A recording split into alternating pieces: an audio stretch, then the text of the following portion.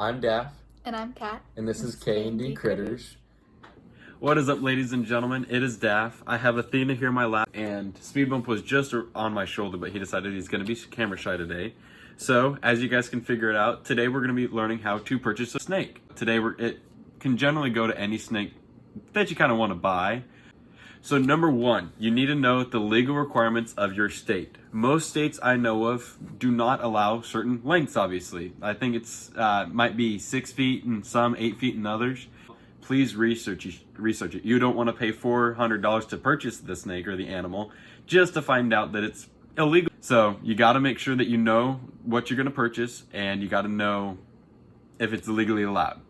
Number two is you need to have some experience. Red-tailed boas are, if you're just getting into snakes, a great snake to have would be a king snake, a milk snake, a corn snake. They're really small, they're really easy to take care of, really hardy and healthy. Red-tailed boa constrictors are very large once they're full grown, as we saw in the last video. And so, as the name suggests, they're constrictors. It makes them a very, very strong snake. They constrict their prey to eat them. It is advised to have one handler per 4 feet of the snake. So if you have a 5-foot snake, you might want 2 people occasionally. If you have an 8-foot and up, you're going to want multiple people. And it's not that the snake might be aggressive, and it might be, but it's best because the snake's not going to help you carry it. All it's going to know is, I need something to be stable on. Despite their typically docile temperament, proper handling and understanding the body language is very important to avoid situations that can lead to issues. I found out the other day, I had a pair of tongs, I was clicking them, and she immediately got off of her top hides and onto the ground level, which she knows is food area. But every time I stick my hands in there, she never strikes me. And that's because she knows I'm good, but those tongs, those tweezers that I use for feeding, those mean that we're getting ready to eat. So it's good to know. All right, so the number 3 is you need to know your finances and planning. Your number one thing in the initial expense of buying a snake is not going to be the cheapest part. A snake will probably cost you around $100, depends on where you're going, all the way up to a couple thousand. So it depends on what you're gonna want.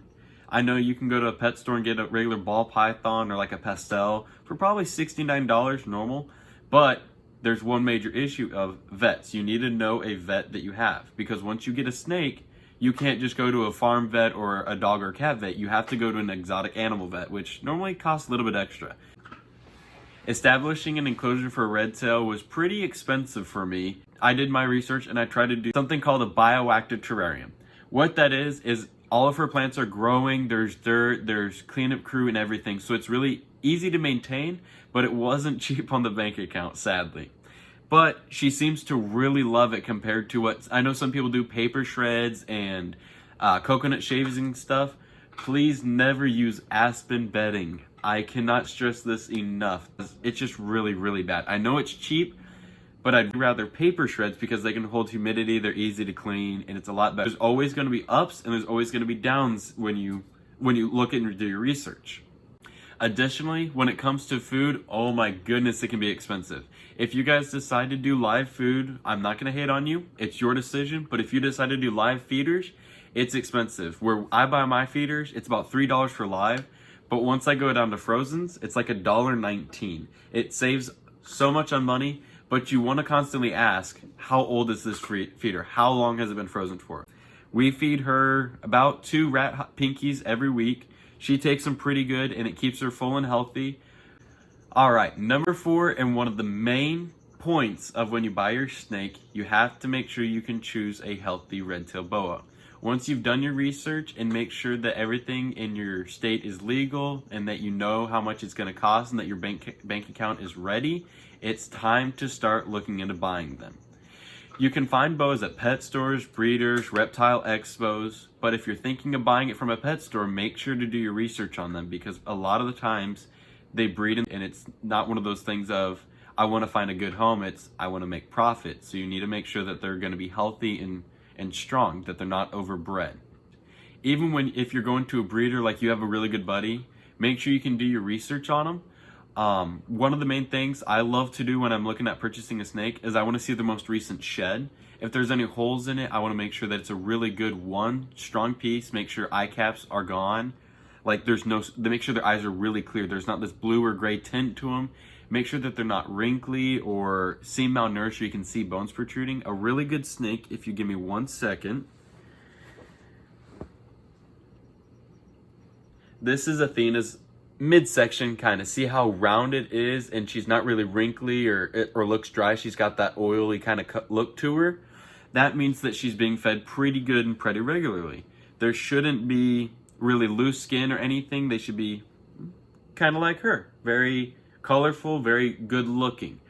A lot of people might not want to show you them, but if you can see them eating, that would be tremendously awesome. See how well they can strike, and that can determine what type of foods you would want. If you want to feed them live feeders, but they can't wrap at all, you might want to start looking into frozens because a live feeder can fight back. It's not always the best option. I know some snakes are very picky. They might only eat one color rat or a live rat or something really weird. Everybody has their own options or choices, I guess. I got lucky with her, and she's very, I'll eat anything right now, except for rats. I just got her on a rat pinkies. She will not eat a rat so far if it has hair. So I'm hoping that changes here pretty soon. Another thing you want to do if you can, handle the snake for a little bit. Obviously, that's always a given. One thing you want to check is their vent. Their vent is where we excrete our fluids, all of our bowel movements. That's where it all comes out one vent. If it looks really clogged up, we might have signs that we need more water. Boas you'll notice your boa once is getting ready to shed or they're getting ready to go to the bathroom if they're laying in their water for a little bit. It helps soften up that skin, makes it a little bit more pliable so that they can go. Another thing to check is their tongue. Make sure that their tongue is constantly coming out and searching around. You see how she's doing it right there? Basically, a snake can't smell through their nostrils. That's just how they breathe. Their tongue comes out, and that's how they get scents. That's how they're exploring. If a snake is having its tongue out, flicking like hers is right now, it means she's exploring. She's excited. She loves coming out. But if a snake flicks its tongue out and there's a prolonged wait for the next one, it might be scared. It might be nervous. There's a lot of leading factors. Now, if a snake never sticks its tongue out, that's a good sign that it's sick. I had my last red-tailed boa before Athena had what's called IBD, inclusion body disease. What that is basically is I would feed her, and she would never once shed. She barely would defecate. I took her to the vet, and not really much was known about it. Now, IBD is better known. It's transferred by mites. It makes it to where they can't grow. Sometimes it's immediately there, and sometimes it goes for a couple months, so you might get attached. I'm very sorry if that happens. As of right now, I don't know if there's a cure for it yet. That is why whenever you're looking at getting a snake, make sure you know of a vet. Most vets know about it now because it's something that is coming up. So whenever you get a snake, let it be in its cage, or if you can quarantine it, that is wonderful.